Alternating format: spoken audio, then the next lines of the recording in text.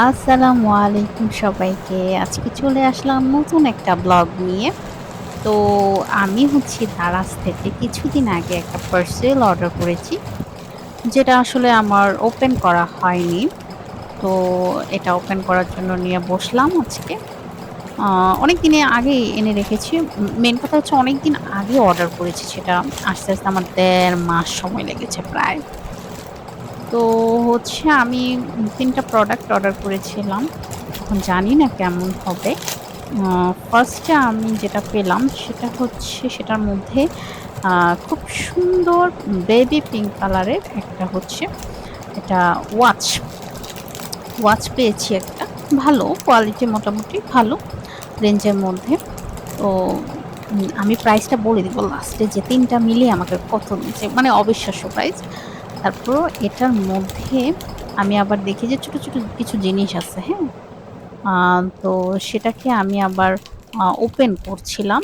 ১ম এ ঘড়িটা আমার মোটামুটি ভালোই লেগেছে। জানি না বাকিগুলো কেমন লাগবে। তো দেখি কেমন হয়। ১ম এ যেটা হচ্ছে আমি পেলাম সেটা হচ্ছে আম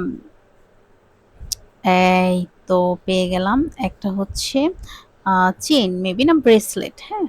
১ম এ একটা ব্রেসলেট পেলাম যেটার উপরে ছিল বাটারফ্লাই বেবি পিঙ্ক এর উপরে। আরেকটা হচ্ছে তোমার ফিঙ্গার রিং সেটার উপরেও একটা বাটারফ্লাই ছিল বেবি পিঙ্ক এর উপরে। আরেকটা পাচ্ছি হচ্ছে ইয়াররিংস ১ জোড়া। আরেকটা চেইনও পেয়েছি, হ্যাঁ? যেটা আবার আলাদা প্যাকেজিংটা আমার কাছে মোটামুটি ভালোই লেগেছে। আ তো হচ্ছে এই তো চেইনের মধ্যেও আবার একটা বাটারফ্লাই পেয়েছি। জিনিসগুলো সুন্দর। মানে অনেক কিউট জানি না কতদিন টিকবে। তো সাইড করে রাখলাম। এখন আরেকটা জিনিস পেলাম যেটাতে আমি অর্ডার করেছিলাম। জানি না কেমন হবে। তো এটাতে ছিল আ প্রায় হচ্ছে আ চামচ, হ্যাঁ? চামচগুলো খুব সুন্দর লাগছিল ছবিতে। বাস্তবেও মোটামুটি ভালো, হ্যাঁ? কোয়ালিটিও একদম ফেলে দেওয়ার মতো না, সুন্দর।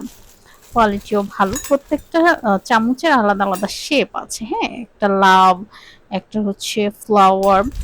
কোয়ালিটিও ভালো। এত খারাপ লাগেনি। আমার কাছে ভালো লেগেছে।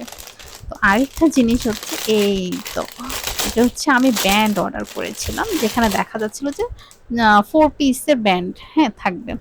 তো আমি আলহামদুলিল্লাহ ৪ পিসই পেয়েছি এবং ৪ টা আ পিসেরই আলাদা, আলাদা ডিজাইন ছিল। তো খারাপ না, আমার কাছে ভালো লেগেছে।